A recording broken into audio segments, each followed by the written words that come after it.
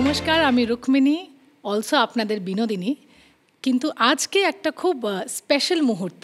হয়তো আমার কাছে আমার জীবনে বিনোদিনীটা একটা ভীষণ অসম্ভব একটা স্মরণীয় মুহূর্ত, কিন্তু এই মুহূর্তটাও ঠিক তেমনই একটা স্মরণীয় মুহূর্ত, শুধু আমার কাছে না, আমার সামনে যে মানুষটি বসে আছে তার জন্য।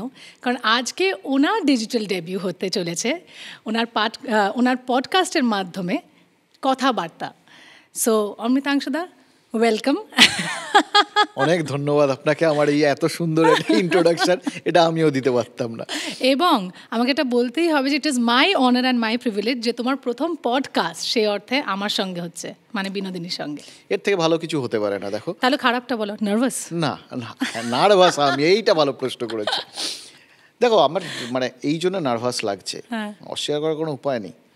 তোমার মধ্যে কোথাও যেন আমির খান, শাহরুখ খান এদের ছায়া দেখতে পাচ্ছি আমি। কেন বলো? কেন? তোমার কি ধারণা কোথায় তোমার সাথে আমির খানের মিল থাকতে পারে? কোথায় আমার সাথে আমির খানের মিল? আমিও নিজেও বুঝতে পারছি, এবার বলো, তুমি বোঝাও, ভালো করে বোঝাও। দেখো, আমরা এতদিন অবধি দেখলাম যে এই সিনেমার প্রমোশনের ক্ষেত্রে আমির খান একটা অন্যরকম মাত্রা নিয়ে যায়। কখনো ছদ্মবেশে চলে গেল, কখনো এই করলো ওই করলো। শাহরুখ খানেরও বিভিন্ন রকম ব্যাপার ট্যাপার থাকে আর কি। কিন্তু এরকম একটা সিনেমা শুরু হবে, সেই নামে পুরো একটা স্টার থিয়েটারের নাম বদলে ফেললে তুমি, এই রকম প্রমোশন প্ল্যান আমরা এখন অবধি দেখিনি। না না, আমাকে এটা বলতেই হবে যে এটা প্রমোশন ছিল না, এটা কিন্তু ইমোশন ছিল। আমি যবে থেকে এই ছবিটির সঙ্গে অ্যাটাচড হয়েছি না, অ্যান্ড সেটা শুধু শুটিং না, শুটিং তো আমি 2023 গিয়ে করেছি। 2019 সাল থেকে যখন আমার ডিরেক্টর রাম আমাকে বম্বে থেকে ফোন করে, আমি জানতাম না ছবিটা হবে কি না। বারবার মানে every time producer would come, leave, covid হয়, অনেক কিছু হয়, কিন্তু একটা জিনিস বলে না, কনস্ট্যান্ট বলে একটা কথা আছে, ওই একটা কনস্ট্যান্ট, কিন্তু এই কনস্ট্যান্টে কোনো পরিবর্তন ছিল না। কারণ এই কনস্ট্যান্টটা এটাই ছিল যে এই নামটা বদলাতে হবে। সিনেমাটা হোক কি না হোক, কিন্তু এই নামটা বদলানোর একটা চেষ্টা করতে হবে। এবং বিশ্বাস করবে না অমৃতাংশুদা, আমি সারাক্ষণ ভেবে গেছি যে ভীষণ কমপ্লিকেটেড কিছু একটা আছে যে কারণে এটা হয়নি। যে মানে তখন তো যখন ছবিটা নিয়ে ভেবেছি তখন 135 বছর ধরছি, এখন তো 5 বছর আরও চলে গেল, যে ভীষণ কমপ্লিকেটেড কিছু একটা পদ্ধতি আছে বা অনেক ডকুমেন্টেশনের অনেক কিছু আছে, বিকজ প্রায় 150 বছর আগেকার একটা ব্যাপার, তাই হয়তো হয়নি। কত গভর্নমেন্ট এসছে, কত সিএম এসছে, কত মেয়র্স এসেছে, আমি তো এইটুকু একজন ক্ষুদ্র একটা ব্যক্তি ইন্ডাস্ট্রিতে, আমি কীভাবে এই বদলটা আনতে পারবো? এবং এত নামি এনে দিলে আর কি। না না, আমি এটা কৃতিত্বটা আমার একা নিলে একদমই হবে না। আমি দিদিকে অবশ্যই আমার ইচ্ছা প্রকাশ করেছিলাম একদিন, ওই ইমোশন থেকেই। কারণ তুমি তো আমাকে যতটুকু চেনো, তুমি জানো যে আমি ভীষণ একটা ইমোশনাল, আমি মন থেকে কথা বলতে পছন্দ, আমি মিশিও মন থেকে, নয়তো আমি মিশবো না, নয়তো আমি যদি মিশি তাহলে আমি পুরোটা ভালোবেসে মিশবো। এবং আমি একটা অন্য সিনেমার শ্যুটিংয়ে যাচ্ছিলাম সকালবেলা, তখন ভোর 6টা 6:30, আর 3 দিন পরে আমার রামকৃষ্ণ পরমহংসের পোস্টার লঞ্চ ছিল 1 তারিখ থেকে। এবং আমার বারবার মনে হচ্ছিলো যে আমি যতবার এই ছবিটা করেছি একটাই কথা বলেছি যে বিনোদিনী থিয়েটার কি হবে না, ওটা কি দেখতে পাবো না? এবং আমার একটা বিশাল গিল্ট সিস্টেম কাজ করে যে আমি একজনের নাম ভাঙিয়ে এত বড় একটা নাম নিয়ে এত বড় একটা পদক্ষেপ নিচ্ছি একটা অভিনেত্রী হয়ে, আর অভিনেত্রী তো সাইডেই রাখলাম, একটা মেয়ে হয়ে। এবং আমি যে এত এম্পাওয়ারমেন্ট নিয়ে কথা বলি, এত ইকুয়ালিটি নিয়ে কথা বলি, এত সম্মান নিয়ে, আত্মসম্মান নিয়ে কথা বলি, আমি এতটা স্বার্থপর হয়ে একার পুরোটা নিয়ে চলে যাব যে মানুষটার জন্য আমি এত কিছু আলোচনা সমালোচনা যাই হোক কিন্তু পেয়েছি, তার জন্য আমি চেষ্টাটুকুও করবো না। I was dying inside. আমি জানি না আমার কী সাহস ছিল সেই মুহূর্তটায়, কারণ মাননীয় মুখ্যমন্ত্রীকে মেসেজ করতে একটা কথা না, বুকে পাঠা লাগে, ঠিক তাই, মানে ওরকম। তো আই ডোন্ট নো, অ্যান্ড আমি জাস্ট ফোনটা বার করে ওনাকে এত লম্বা, মানে একটা 3-4 পাতার মতো প্রায় আমি ওনাকে মেসেজ পাঠাই। এবং সকালের দিকে 6টা 6:30, এবং আমি বন্ধ করে না, আমি কাউকে বলিনি, কারণ কেউ জানতো না আমি এটা করেছি। এবং আমি না ভাবছি যে পাঠানোর পর যে ডেলিভার হয়ে গেছে ডিলিট করতে পারছি না, মানে উনি তো দেখবেন ডিলিটেড, এবার কীভাবে আমি ওটা দেখাবো? এবং আমি এত ভয় ছিলাম যে আমি এটা কী করলাম। এবং ওই পুরো লেখাটাই ছিল একটা মেয়ের দিক থেকে। আমি লিখলাম যে আমি একটা ছবি করেছি, এবং আমি যখন গল্পটা জানতে পেরেছি যে এই থিয়েটারটা ওনাকে বিক্রি করে এই থিয়েটারটা বানানো হয় এবং ওনার নামে হওয়ার কথা ছিল, কিন্তু সেই পুরুষরাই আবার দিল না তাকে, যেটা তার নিজের থিয়েটার, তার জন্য 50,000 টাকা পে। তো এটা একটা নারী হিসাবে না আমার মনে হচ্ছে we have failed, as a generation we have failed, as humans we have failed. এবং I felt and I wrote to her যে আমার মনে হয় যে একটা সময় এসে গেছে, বা হয়তো উনি নিজেই অপেক্ষায় ছিলেন যে একজন মহিলা মুখ্যমন্ত্রীর হাত দিয়েই এই বদলটা আনা, এই পরিবর্তনটা আনা, এই ইতিহাসে ভুলটাকে ঠিক করার জন্য উনি হয়তো অপেক্ষা করছিলেন। সো আমি হয়তো ছোটো মুখে অনেক বড় কথা বলছি, কিন্তু দিদি যদি এটা বি থিয়েটার বা বিনোদিনী থিয়েটার হয় তাহলে মনে হয় ইতিহাস আপনাকে মুখ্যমন্ত্রী হিসাবে না, আমার মনে হয় মানুষ হিসাবে সারা জীবন আমরা মনে তো রাখবই, এমনিতেই রাখবো, কিন্তু হয় না একটা খুব বড় অন্যায়, এটা হওয়া উচিত হয় না। আজকে যদি তুমি এতগুলো শো করছো, সব কিছু করছো অমৃতাংশুদে, এবার তারপর যদি তোমার নামটাই মুছে ফেলে, তোমার তো মনে হবে তাহলে আর কি স্বাধীন হলাম। ইংরেজিতে একটা কথা জানো তো, উইন উইন সিচুয়েশন বলে। মানে দেখো, তুমি যেটা চেয়েছিলে একজনের প্রতি অবিচার, সেটা পূরণ হয়ে গেল, আবার তোমার সিনেমাটা শুরুর আগে একটা এত বড় একটা বুস্ট হয়ে গেল, প্রমোশন হয়ে গেল, পুরোটাই তোমার জন্য উইন উইন একটা সিচুয়েশন। পুরোটাই আশীর্বাদ। আমি ভেবেছিলাম 9 মাস 10 মাস 1 বছর লাগবে। দিদি যখন আমাকে বিকেল 4টে ফোনটা করেন, উনি আমাকে প্রথমে ফোন করে এটা নিয়ে কিছু বলেন, উনি আমাকে টেক্কা নিয়ে বলেন, আমি তোমার টেক্কা দেখেছি। আমি তো ভেবেছি খুব বকুনি খাবো, তার কারণ আমার ওনার সাথে সেরমভাবে কথাবার্তা হয় না, আমি এমনিতেই একটু দূরে থাকি, কারণ আমি ওনাকে নিয়ে এতটাই মেজমারাইজ থাকি যে আমি বলতে পারি না যে আমি মুখ্যমন্ত্রী, আমি শুধু প্রণামটুকু করে চলে যাই, আমি ছবিও তুলতে ভয় পাই, আমার এরকম একটা মনের মধ্যে চলে। আমি হাত সময় ভাবি যে উনি কি আমাকে চেনেও ঠিকভাবে, মানে আমি এটাই ভাবি। একটু বাড়াবাড়ি, কিন্তু যাই হোক, না সত্যি আমি I don't feel I am that worthy. কিন্তু উনি যে ফোন করে আমায় বললেন যে আমি ভুল কাউকে অ্যাওয়ার্ডটা দিইনি, মানে ওই যে বছর সেরা অ্যাওয়ার্ডটা আমি পেলাম, এবং বললো যে অতি সাধারণের মধ্যে অসাধারণ অভিনয় যদি হয় সেটা তুমি টেক্কায় করেছো। আই ডিডন্ট নো যে তার আগের দিনই জয় গোস্বামীর থেকে সৃজিত মুখার্জি ফোন পায়। তারপরে উনি বলেন যে আমাকে 7 দিন সময় দাও, আমি সব ডকুমেন্ট আনাচ্ছি, আমি কথা দিচ্ছি আমি এটা করে দেবো, কিন্তু তুমি এখন কাউকে কিচ্ছু বলবে না, আগে হোক জিনিসটা, আগে দেখি, আমি খুঁটিয়ে দেখি জিনিসটা কী আছে। And I thought this will take 7-8 months. কিন্তু 2 দিনে 30শে December on the eve of 2025, যেখানে 142 ইয়ার্স আমরা ঢুকে যেতাম, এই the most delayed justice in history in a way, সেইটা পেয়ে গেলাম। এবং আমি বলছি এটা ভারতীয় চলচ্চিত্রের ইতিহাসে এবং তার প্রমোশনের ইতিহাসে এটা একটা অবিস্মরণীয় ঘটনা, যে একজন মুখ্যমন্ত্রীকে একজন মোল্ড করে ফেলতে পারলেন, এটার থেকে বড় আর কিছু হয় না। না না না, আমার মনে হয় উনি জাস্ট, এটা নিয়ে লোকজন যখন প্রশ্ন তুলছিল, এবং তারপরে এটা ইভেনচুয়ালি একটা বিতর্ক সব কিছুতেই তৈরি হয়, এটা তো হয়েছিল আর কি, যে এটা এই বিল্ডিংটা ছিল না অন্য বিল্ডিং ছিল, কেন একটা সিনেমার প্রমোশনের জন্য এই যা কথাগুলো, তখন তোমার কি মনে হচ্ছিল ঠিক করলাম না ভুল করলাম না? ফাটাফাটি, এটা যত বিতর্ক হয় তত ভালো। না, আমি কোনো ভুল কাজ এমনিতেও করি না, এবং যেটা করেছি আই স্ট্যান্ড বাই ইট। আমি যে স্কুলে পড়তাম না, আমাদের একটা কার্মেলে একটা অ্যান্থম ছিল, যেটা আমরা প্রতিদিন সকালবেলা বলতাম, এবং ওটার 2টো লাইন যদি আপনি বলি ইংলিশে, ওই ভাবো 800টা মেয়ে মিলে রোজ সকালে একটা গান গাইতো অ্যান্থম, এবং তাতে লাইন ছিল, we stand for truth and equal rights in prayerful trust and in God's name. মানে আমরা সত্যের জন্য সবসময় আমরা ওটার জন্য দাঁড়াবো, আমরা ইকুয়াল রাইটসের জন্য সবসময় লড়াই করব, এবং আমরা বিশ্বাস করি প্রার্থনায়, এবং বাকিটা আমরা ভগবানের হাতে ছেড়ে দিই। এইটা নিয়ে আমি বড় হয়েছি জীবনে। তো ভুল কাজটা যদি করি না আমি নিজেই জানবো, তো এটা ভুল কিছু ছিল না।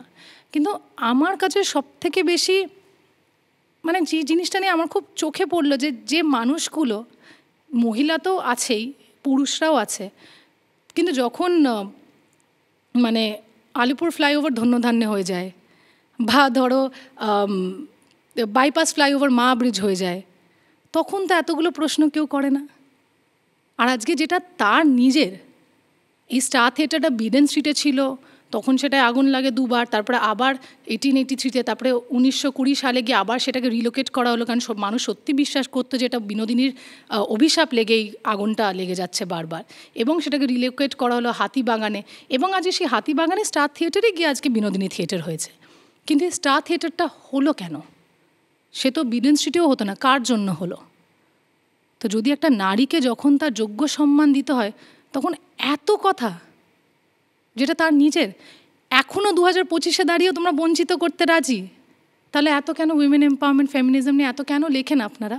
এত কেন বলেন যে নারীদের পাশে দাঁড়ান, আমরা উইমেন নারী কেন্দ্রিক ছবি করব, হ্যাঁ হ্যাঁ হিরোইনেরে? তোমার নিজের ব্যক্তিগতভাবেও তো এটা একটা সেই অর্থে প্রতিষ্ঠা পাওয়ার একটা জায়গা। মানে দেখো, রুক্মিণী মৈত্র একটা ভালো ব্যাকগ্রাউন্ড থেকে আসা, পড়াশুনো জানা একজন অভিনেত্রী, খুব সুন্দর দেখতে, হ্যাঁ, এবং জেনেটিক্স এবং দেবের বান্ধবী, অবশ্যই। এইগুলো সব তোমার সম্পর্কে ছিল। অভিনেত্রী রুক্মিণী, এটা হয়তো টেক্কার পর তুমি যেটা বললে, যেটা মুখ্যমন্ত্রী তোমায় বলেছেন, দিদি বলেছেন, কিন্তু নিজের কাছে এই চরিত্র নেওয়াটা একটা বড় চ্যালেঞ্জ। লক্ষ্য কি ওটাই ছিল আলটিমেটলি, যে নিজেকে আমি আসলে অভিনেত্রী হিসেবে প্রতিষ্ঠার জন্য এরকম একটা চরিত্রকে বেছে নেব? অমৃতাংশুদা, এই চরিত্রকে না আমি বেছে নিইনি, বিনোদিনী আমাকে বেছে নিয়েছে। আমাকে 2019 সালে রাম যখন ফোন করে তখন সে বিনোদিনী বানাচ্ছেন। এই স্বপ্নটা তার ছিল, আমার ছিল না। কিন্তু আমার এই আস্পর্ধাটাই ছিল না। কিন্তু হ্যাঁ, আমার মধ্যে সাহস আছে প্রচুর, সেটা কোনোদিনও কেউ ডিনাই করতে পারবে না। এবং আমার এইটা কেন বললাম যে এই চরিত্রটা আমায় বেছে নিয়েছে, কারণ প্রচুর পরিচালক, প্রচুর অভিনেত্রীরা বিনোদিনী হওয়ার চেষ্টা করেছেন কিন্তু ব্যর্থ হয়েছে। এমনকি ঋতুপর্ণ ঘোষ হিমসেলফ, যেই চেয়ারে বসে রামকমল মুখার্জি আমাদের যে ডিওপি সৌমিক হালদারকে আমাদের বিনোদিনী চিত্রনাট্য শোনায়, আজ থেকে 15-20 বছর আগে ঋতুপর্ণ ঘোষ ঠিক সেই চেয়ারটায় বসে একটা চিত্রনাট্য শুনিয়েছিল এবং সেটা বিনোদিনীরই ছিল। কিন্তু উনিও বানাতে পারেননি। প্রদীপ সরকার বানাতে চেয়েছিলেন কিন্তু উনিও বানাতে পারেননি। তো এটা কোথাও না কোথাও শুধু বিনোদিনীকে না, তাদেরকেও একটা শ্রদ্ধাঞ্জলি। এবার coming back to your question, আমার মনে হয় যে আমি না কী হয়ে প্রতিষ্ঠাতিত হব না কি করব, আমি হিরোইন হয়ে, আমি এইসব কিছুই ভাবিনি। আমার শুধু মনে হয়েছে যে আমাকে না কাজটা করতে হবে। কিন্তু কিভাবে করতে হবে? দুটো জিনিস। একটা ছিল, আমি যখন ছোটোবেলায় মডেলিং করতাম, আমি না আমার কোনো গুরুকে ভুলি না, কোনো দিনও ভুলি না। তাদেরকে ভুলে গেলে আমার মনে হয় আমি আমার রুটটাকে ভুলে যাব। যিনি আমাকে প্রথম র্যাম্পে ওয়াক করানো শেখায়, সে বলেছিল যে আমার মুখ ধরে, তখন আমি 13 বছর বয়স, আমার দুটো গাল ধরে বলেছিল, Rukmini, you will make it big, but always remember quality before quantity, that is what will make or break you. And দ্বিতীয় কথা, আমার বাবা আমাকে বলেছিলেন যে বহু লোক না টাকা কামাতে সিনেমায় নামে, ঠিক আছে, কিন্তু যেদিনকে তুমি নাম কামাতে সিনেমায় তোমার আবির্ভাব হবে, সেদিন তুমি জীবনে উঠবে। এবং সেইটাকে আমি এখনও ক্যারি করি। বাবা হয়তো ফিজিক্যালি নেই, কিন্তু আমাকে সারাক্ষণ উনি গাইড করছেন।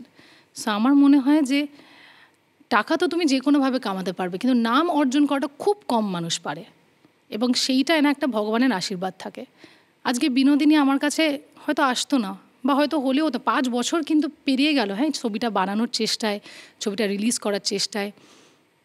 অ্যান্ড আই ট্রুলি বিলিভ যে কীভাবে অভিনেত্রী হিসেবে নিজের জায়গা বানাবো, বা একদিন বিনোদিনী করবো, এরকম একটা নাম অর্জন করবো, বা আজকে স্টার থিয়েটারকে বিনোদিনী থিয়েটার করবে। এবং প্রথম বাংলা ছবি যেটা ন্যাশনাল স্কুল অফ ড্রামায় ইনভাইটেড হয়েছে ওয়াজ বিনোদিনী। আমি দিল্লিতে ছিলাম 3 দিন আগে, এবং আমি ওদেরকে গিয়ে ফ্যাক্ট চেক করলাম আবার, চিত্তরঞ্জন ত্রিপাঠী যিনি ওনাদের ডিরেক্টর, বললাম যে সত্যি কি আমাদের আগে কেউ, এবং আমি অবাকও ছিলাম যে কেন এটা হয়নি, প্রশ্নও তুললাম।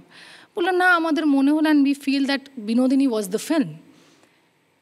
ওটাও আর এক ইতিহাস যদি তুমি সে অর্থে দেখো। আমার মনে হয় যে কেউ না ইতিহাস নিজে নিজে লিখতে হবে, যেমন legacies don't happen, they are made. But কিন্তু তোমাকে এটা কে এই ভরসাটা দিল যে তুমি এতটা ভালো অভিনয় করতে পারবে, এবং একটা চ্যালেঞ্জিং অভিনয়, এবং দ্যাট টু এমন একজনের চরিত্র যার পুরোটাই অভিনয় আর কি? সাহস, দুঃসাহস, স্পর্ধা। করার পর এখন কি মনে হচ্ছে? বাড়াবাড়ি করে ফেললাম? না, সেটা হলে তো আমি তাহলে নিজে আন্ডার কনফিডেন্ট। দেখো, স্যাটিসফ্যাকশন ইমেন্স, এবং I am proud of my self. আমরা খুব ভুলে যাই, জানো তো, যে আমরা সবসময় এক্সপেক্ট করি যে অমৃতাংশুদা কখনো আমাকে I am proud of you Rukmini বলবে, বা আমার মা বাবা বা অডিয়েন্স। অনেক সময় আমরা এমন কাজ করি যেখানে মনে হয় যে না গো রুক্মিণী, ভালো করেছো, খারাপ করনি, you've done a good job, be proud of yourself. মাঝে মাঝে নিজেকে বলতে হয়, সবসময় বাইরে থেকে ভ্যালিডেশন সিক করার না। আমি কালকে একজন খুব সুন্দর একটা মেসেজ পাঠালেন, আমাদের যে হরি মন মজায় গানটা যে তুমি দেখলে, যেখানে আমি হরি কীর্তন করছি, আমাকে উনি একজন এডিটর, একটা নিউজ পেপার, একজন মহিলা, উনি বললেন, রুক্মিণী, এইটার বক্স অফিস, ওনার মা ডিমেনশিয়ার পেশেন্ট, এবং ওনাকে উনি গানটা দেখান, এবং দেখাতে দেখাতে পারফরমেন্সে দেখার পর বলে চৈতন্য হোক, চৈতন্য হোক। বলছে তুমি কি করেছো তুমি নিজেই জানো না। এটা জেনে রাখো, এটার এই ছবিটা, অ্যাটলিস্ট এই ছবিটা তোমার পুরো ক্যারিয়ারগ্রাফে মনে রাখবে, এটা তুমি বক্স অফিস কী হচ্ছে সেই দিকে তুমি তাকিও না।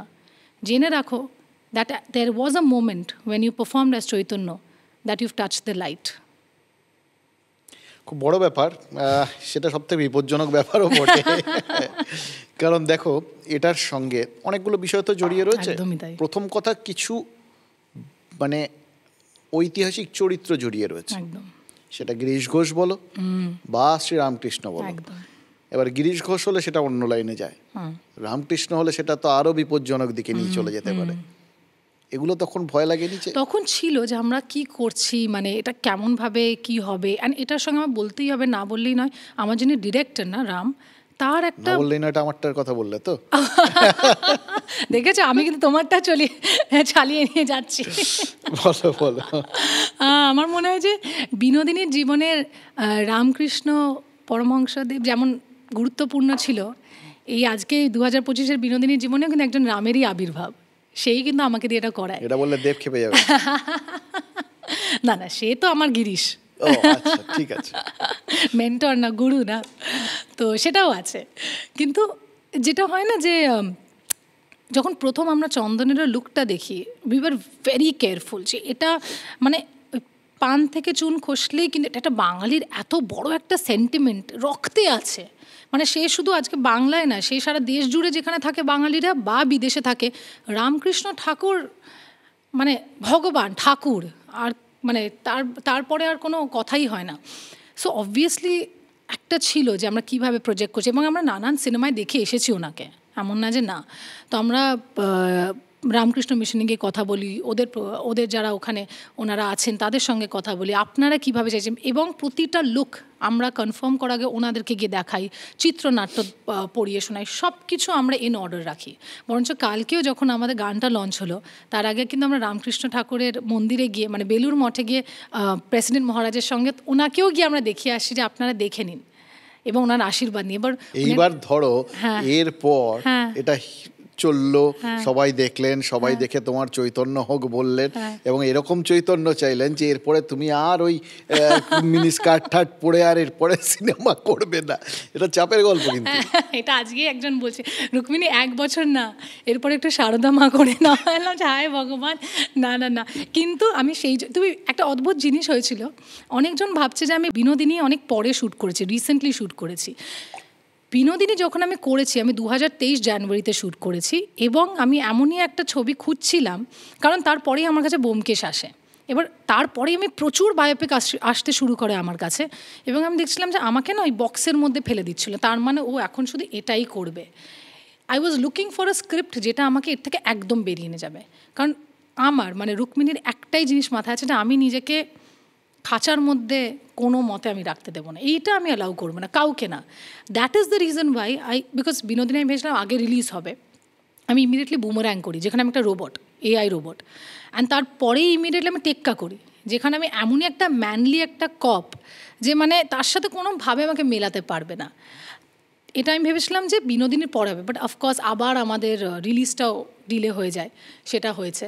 তো সেই জন্য এখন বিনোদিনী, এবার আমাকে ভাবতে হবে যে, এবং তারপরেই আমি হাঁটি হাঁটি পা বলে একটা ছবি করছিলাম, যাতে আমি এত কিছু যে এক্সপেরিমেন্ট করেছি পাস্ট প্রেজেন্ট ফিউচার সব কিছু নিয়ে, যাতে আমাকে আবার ঘরের মধ্যে ঢুকে যাই, জাস্ট দ্য গার্ল নেক্সট ডোর, বাবার সাথে একটা সম্পর্ক। তো আমি সবসময় নিজেকে ভাঙা গড়া এটা না মানে যে চৈতন্য লীলা করছো বা তারপর একটা মিনি স্কার্ট পরে নিলাম, সেটা তো না। ভাঙা গড়া মানে তোমার চরিত্রগুলোকে দর্শকের কাছে এমন নিয়ে যেতে হবে যে যেই তারা ভাববে যে ও এইটাই ও, তখনই আমাকে বদলে দিতে হবে। বাট আই ডোন্ট না, আমি আর কোনো সিনেমা সাইন করিনি, I have nothing on my plate. আমি যখন এই ছবিটা এখন প্রমোশন শুরু হওয়ার কথা ছিল, আমার বম্বে থেকে একটা বিশাল বড় ওটিটি প্ল্যাটফর্মে একটা লিড অফার হয়েছিল, এবং আমাকে বললো আমাদের দুবাই, স্পেন, ইন্ডিয়া জুড়ে শ্যুট হবে, তো নভেম্বর থেকে এই 25শে জানুয়ারি অবধি। আনলাম যে নভেম্বর ডিসেম্বর দিয়ে দেবো, জানুয়ারিটা তো আমি দিতে পারবো না। তখন যে কেন? আনলাম যে বিনোদিনী আছে। বলছে তোমাদের তো শ্যুট হয়ে গেছে। ऐसे ना प्रमोशन আছে। বলছে প্রমোশন? আনলাম যে हाँ मुझे करना है ये। তো বলছে लेकिन प्रमोशन के लिए आप इतना बड़ा प्रोजेक्ट छोड़ दो। আর লোকেরা অডিশন করছে, ওরা আমাকে বাড়িতে এসে লিটারালি এসে সানাকের মতোই দেওয়ার লাইক চলো করো। আই ওয়াজ লাইক না। তখন আমাকে বলছে যে but you know it's a lead on such a big platform. তুমি এটা এই ছবিটার জন্য তুমি ভাবো রিজনাল, তুমি ভাবো ন্যাশনাল। আমি একটাই কথা বলছিলাম, মেরি জান বসতি হ্যাঁ বিনোদিনী মে, দ্যাটস ইট। বিরোধীর ডায়লগটা টাইমলি দিয়ে দিয়েছিলে, দ্যাটস গুড। কিন্তু এটার পর তুমি কি এবার একটুখানি আমি সব করব, আমি কিন্তু সব করব। আমি মিনি স্কার্টও পরবো, আমি আর্মি ইউনিফর্মও করব, আমি যদি দরকার পড়লে আমি সারদা মা করবো, আমি সব করব। তুমি যা খুশি পড়ো, সেটা নিয়ে বড় কিন্তু কথা সব না। কিছু 100% সততা দিয়ে করব। কারেক্ট। এই জায়গাটা আমি বলছি, ধরো তুমি পরপর 3টে সিনেমার নাম বললে, বুমেরাং, টেক্কা, বিনোদিনী। 3টের মধ্যে 3টে ধরনের সিনেমা। এবার বিনোদিনীর করার পর নিজের যেরকম যা মনে হচ্ছে, কীরকম করতে পেরেছো বা যে ফিল পেয়েছো, মানে আমি বিনোদিনী চরিত্রের অন্য আধ্যাত্মিক বা ধর্মীয় দিকগুলো যা যা আছে ওগুলো ছেড়ে দাও, তুমি একদম অভিনয়ের জায়গাটার থেকে একজন আপাদ মস্তক যিনি অভিনেত্রী, সেই জায়গাটায় করার পর নিজে স্যাটিসফ্যাকশন পাওয়ার পর তুমি কি এবার ভবিষ্যতে কি ছবি করবে তার বাছাবাছিটা আরেকটু, ছাকনিটা আরেকটু কড়া করবে? আমি প্রথম দিন থেকেই সেটা করতাম। এটা আজকে যে শুধু বিনোদিনীর জন্য আমি করব সেটা বললে কিন্তু আমি আমার বাকি 7 বছর ক্যারিয়ার গ্রাফটা কিন্তু অসম্মান করব।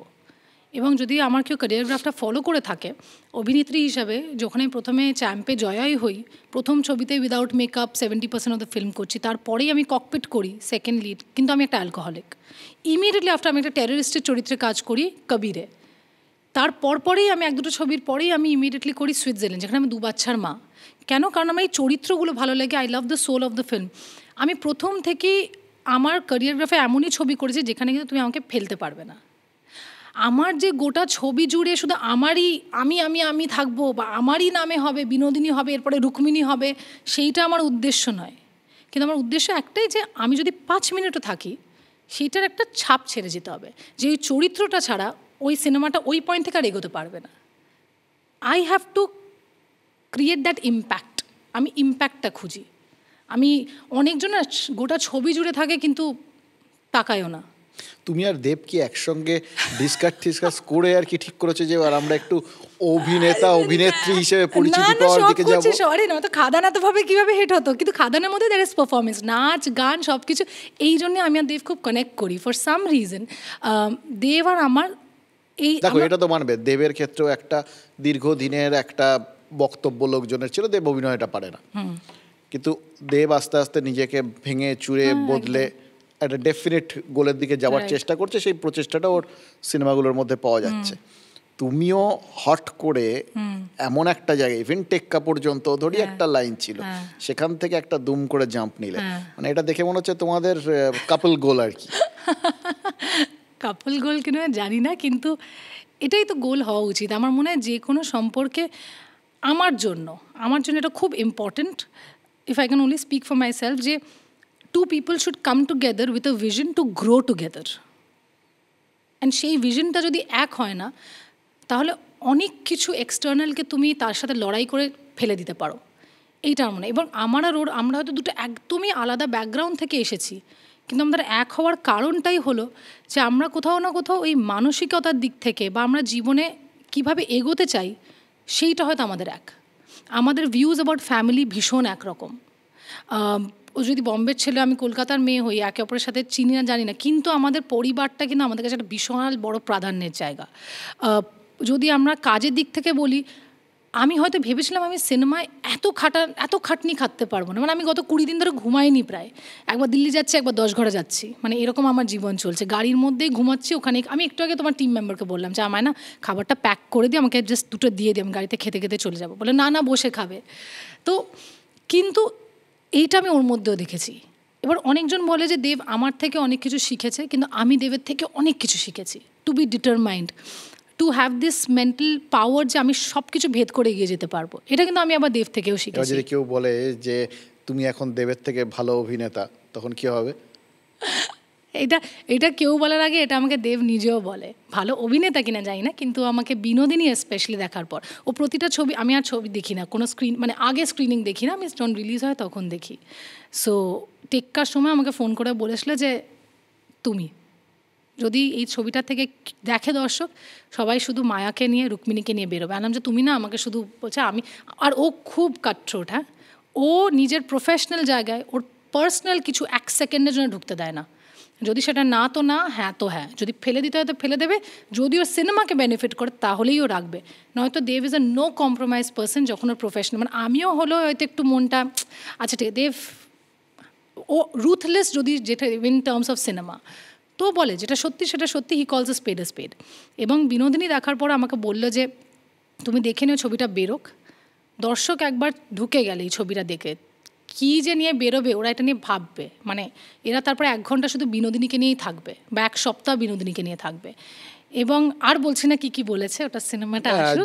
সেগুলো তো হ্যাঁ, বুঝবো। কিন্তু আমাকে বলেছিল যে আমি 17 বছরের রুক্মিণী, যেটা 17-18 বছর ক্যারিয়ারে পরে করেছি, সেটা তুমি 7 বছরে করে ফেলেছো। এরপরে কি করবে আমি কিন্তু জানি না। ঝামেলা লাগলে কি হবে? না, সে চান্স নেই। না, আমি অন্য একটা জিনিস ভাবছিলাম, জানো তো, যে ধরো দেব যদি শাসক দলের এমপি না হতো এবং তোমাদের যদি দিদির সাথে এরকম ঘনিষ্ঠতা না থাকতো, তাহলে তো বিনোদিনী স্টার থিয়েটারের নাম হতো না। এটা নিয়ে কোনো লাভলি কোয়েশ্চেন, থ্যাংক গড তুমি এটা জিজ্ঞেস করলে, থ্যাংক গড। আমার মনে আছে যখন আমি 5 বছর ধরে দেবকে বলতাম যে দেব আমি না এটা করব, কিছু একটা ভাবে করবো, একটা ক্যাম্পেইন করবো, একটা বিল পাস করাবো, হয়তো এটা সেন্ট্রালের হাতে আছে, আমাকে একটু ভাবতে হবে, হতে হবে। দেব ডে 1 বলেছিল, এবং যেদিনকে আমি মেসেজটা পাঠাই, দেব জানতো না, ওই 28 তারিখ সকালবেলা, তার 2 দিন আগেও আমি ওর জন্মদিনের রাত্রে যখন ওর সাথে দেখা হয় তখন আমাকে বলি যে আমি ভাবছি, এবং প্রতিবার 5 বছর ধরে যখনই আমি বলছি তুমি পাগল হয়ে গেছো, এবং তুমি এইটায় আমাকে একদম ঢোকাবে না। কারণ দেব আরেকটা জিনিস, ও কোথাও কোনোভাবে নিজের পলিটিক্যাল প্রভাব, কোথাও ওর ইউজ অফ পাওয়ার কোনো দিনও করে না।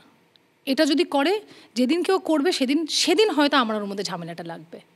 কারণ এই জন্য আমি জানি এই মানুষটা শান্তি মাথায় ঘুমোতে পারে, কারণ ওর মধ্যে না কোনো ব্যাগেজ নেই যে আমি এটা করেছি এটা এইটা নেই। যেদিনকে আমি দেখবো ওই মানুষটা ওরকম একটা মানুষ হয়ে উঠছে, আমি হয়তো ওর থেকে দূরে সরে যাব যদি আমি সেটা দেখি। এবং আমার মনে আছে আমি তার 3 দিন আগে দেবকে বলি যে দেব আমি না ভাবছি, বলছে তুমি সিএমকে না ডিস্টার্ব করতে পারো না, হ্যাঁ রুক্মিণী, তুমি এমন কিছু বড় কেউ হয়ে যাওনি যে তুমি সিএমকে ফোন করবে, তো যদি এটা হওয়ার থাকে ওটা কোনো একটা ভাবে হবে, পরে একটা তুমি নিজের মতো দেখো। এবং তুমি নিজে আমাকে বলেছিল তুমি কেআইএফএফে দিদির সাথে কথা বলো, কিন্তু আমার কীরকম একটা লাগছে, এত লোক ঘিরে 100টা কথা বলছে, মহিলা কতটা করবে একটা মানুষ, এর জন্য দিদি নিজেও তো একটা মানুষ, নিজেও তো একটা মহিলা, আমি তো সেটাও দিচ্ছি, এর কথা শুনছে এর কথা শুনছে, কত করবে সারাক্ষণ। তা I couldn't go up to আর, ওইটা হয়নি। কিন্তু 28 তারিখ তুমি বিশ্বাস করো, সকালবেলাটা ওটা একটা ভীষণ আমার একান্ত একটা মুহূর্ত ছিল, যেখানে আমি ভেবেছিলাম যে আমার না খুব বিশ্বাস, এটা আমি জাস্ট বলি, আমার শুধু খুব একটা মনে হয় যে যার যেটা নাম না, সে সেটা হয়ে ওঠে ইভেনচুয়ালি ইন লাইফ, তার জীবনটাও ঠিক সেরমভাবে দেখবে, তার ক্যারেক্টারিস্টিকটাও ঠিক সেরমভাবে হবে। এবং আমি যেহেতু এই নামে খুব বিশ্বাস করি জীবনে, আমার শুধু মনে হয় নামটা নিচ্ছে, মানে ওনার নাম মমতা, তো আমার মনে হচ্ছিল যে উনি এই মেয়ের ব্যাপারটা না বুঝবেন, যে আমি কোন জায়গা থেকে আসছি, কেন বলছি। কিন্তু এটা যদি না হতো, তাহলে প্রমোশন প্ল্যানটা কীভাবে করতে? যেরকম ছিল তেমন। আমি একদিনই শুধু এমনিতেও আমি স্টার থিয়েটারে গিয়ে শুরু করতাম, কিন্তু রামকৃষ্ণ পরমহংসের যে পোস্টারটা, ওটা আমার প্ল্যানেই ছিল যে আমি সেটাই করব। কিন্তু সেদিনকে যখন আমি গেলাম বিনোদিনী থিয়েটারে, ওখানে আমার রিসেপশনটা অনেক বড় হলো ওদের দিক থেকে, মিডিয়া প্রেসের দিক থেকেও ছিল না, এটা ছিল যারা এই মুহূর্তে স্টার থিয়েটারকে দেখছেন, ওদের পুরো জিনিসটাকে অ্যাডমিনিস্ট্রেট করে, তারা ভীষণ খুশি, তারা সেলিব্রেশন করছে। হয়তো সেই সেলিব্রেশনটা সেদিনকে পেতাম না, কিন্তু আমার প্রমোশনটা সেটাই হতো। এটা আমি কিন্তু প্রমোশন, আমি এখনও বলছি, আমি ভাবি আমি কীভাবে, তুমি বলো 28 তারিখ 3 দিন 1 তারিখ, ইজ ইট পসিবল যেটা 141 বছরে হয়নি, 1883 থেকে হয়নি, সেটা 3 ডেজে হবে? এটা ভাবাটাও বোকামি, আর আমি অত বোকামি না, সেটা আমি জানি, আমি বুদ্ধিমতী মহিলা। আমি স্বপ্নে ভাবতে পারি না, আমি ভেবেছি ওটা হয়তো 30টা মাস, আরও 7 দিন, সরি 7 দিন, আরও 7 মাস 8 মাস। কারণ আমি বুঝতেই, এত লোক তো বলে যখন যেটা হলো তখন সবাই লিখছে, কিন্তু আমি বুঝতে পারলাম কেউ ঠিক জায়গায় গিয়ে কেন বলেনি। এবং এটাও বলি, যেহেতু আমাদের একটা খুব বদ অভ্যাস যে সব কিছু পলিটিসাইজ করো, আমি এটা বলেওছি যে আমরা আমাদের কিন্তু তোমাদের শুধু পলিটিক্সের লোক না, তোমাদের ফিল্ডের প্রচুর লোক কিন্তু এটা নিয়ে প্রচুর বিতর্ক করে দিয়েছে। ফিল্ডের লোক পলিটিসাইজ, আমি তো বলছি, আমি বলছি না পলিটিক্সের লোক, আমি যে মানুষ ইন জেনারেল আমরা সারাক্ষণ পলিটিসাইজ করতে এবং ভেদ করতে, আমরা সবাই ব্রিটিশ হয়ে গেছি। আমরা সবাই কিন্তু মানে আমার মনে হচ্ছে বাঙালি যত না আমাদের রক্তে ব্রিটিশ, আমরা ভাগ করতেই ব্যস্ত। আমরা সারা বছর জুড়ে শুধু একবারই এক সুরে কথা বলি যখন আমরা হ্যাপি নিউ ইয়ার বলি। থ্যাঙ্কফুলি সেটা এখনও সোশ্যাল মিডিয়ায় কেউ স্যাড নিউ ইয়ার বলতে শুরু করেনি, কিছুদিন পরে সেটাও হবে। না সে তো বটে, কিন্তু আমার আরেকটা জিনিস কিন্তু আমার মনে হচ্ছে তোমার জন্য, মানে তোমার সাথে কথা বলার সূত্রে যেহেতু জানি সেই জন্য বলছি, যে এই বিনোদিনী চরিত্র করতে গিয়ে তোমাকে ওজন বাড়াতে হয়েছিল।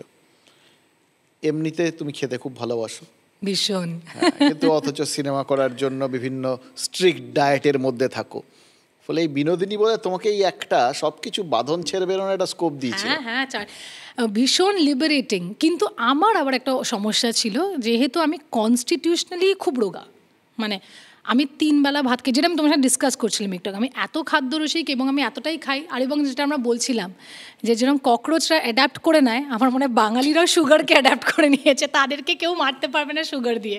আমরা এত মিষ্টি, মানে আমরা লকডাউনেও মিষ্টির দোকান খুলে আমরা মিষ্টি খেয়েছি। সো এটা মানে জোকস অ্যাপার্ট, কিন্তু আমাকে এটাই বলতে হবে যে আমার জন্য ওয়েট গেইনটা হচ্ছিল না। এবং করতে করতে আমার যে নিউট্রিশনিস্ট ছিল সে বলে কেন হচ্ছে না, আমি বললাম তুমি যে খাবারটা দিয়েছো আমাকে, ভাত ডাল মাংস, এটা আমি রোজ খাই, ঘি ভাত মাখন মিষ্টি। এবার তখন কী হলো, আমার মেটাবলিক রেটটাকে বন্ধ করতে হলো। এবার তুমি যখন এটা ছেলেরা ওয়েট গেইন ওয়েট লস করে না, এই প্রসেসটা খুব different, because hormonally women are very different than men. তুমি যদি একটা মেয়ের মেটাবলিক রেট বন্ধ করে দাও, মেটাবলিজমটাই স্টপ ব্লক একটা লাগিয়ে দাও, অনেক কিছু গোজ রং ইন হার সিস্টেম। কিন্তু সেটা করার কারণেই আমি ওই 50 থেকে 69 হতে পেরেছিলাম, সেটাও আছে। কিন্তু আমি ওই গোল হই না, ওটা আমার শারীরিক গঠনই না। এবং সেই কারণেও কিন্তু প্রচুর বডি শেমিং, এবং সেটা মহিলাদের দ্বারাই সেই বডি শেমিং। এবং এটাও আমার বলা উচিত তোমার এই মিডিয়ামের মাধ্যমে, যে বডি শেমিং যে শুধু মোটাকে মোটা বলা না, রোগাকে রোগা বলাটাও কিন্তু body shaming, because it is my body that you are shaming. Correct. And it is sad যে সেটা মহিলার মাধ্যমে প্রথম হয়, পুরুষের মাধ্যমে অনেক পরে হয়। সো শুধু যে যখন আমরা ফেমিনিজম বা উইমেন এম্পাওয়ারমেন্ট নিয়ে কথা বলি না, লোকেদের জানতে হবে ফেমিনিজম মানে এটা না যে ছেলেদেরকে ছোট করা বা মেয়েদেরকে বড় করা, এটা হলো দুজনকে সমান জায়গায় এনে দাঁড় করানো। এবং মেয়েরা যদি প্রথমে মেয়েদের পাশে হয়ে এসে না দাঁড়ায়, তাদের সমস্যাগুলো না বোঝে এবং তাদেরকে বলে যে আমি আছি তোকে সাহস দেওয়ার জন্য, তাহলে তুমি পুরুষের থেকে কীভাবে এক্সপেক্ট করছো?